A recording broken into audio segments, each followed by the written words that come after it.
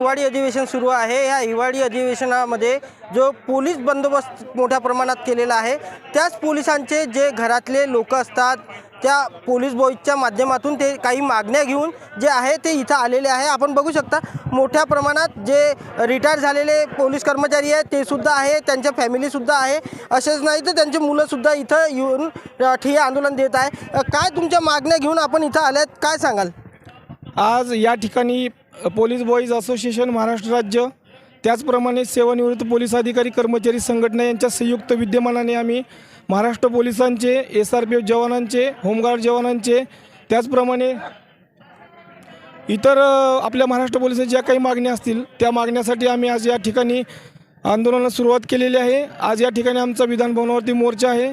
तरी मी महाराष्ट्राचे गृहमंत्री आदरणीय देवेंद्र फडणवीस साहेबांना विनंती करतो की आमच्या या मागण्यांची दखल घेऊन आमच्या आईवडिलांच्या मागण्या लवकर सोडवून आमच्या खाकी वर्दीतील आईवडिलांना न्याय द्यावा।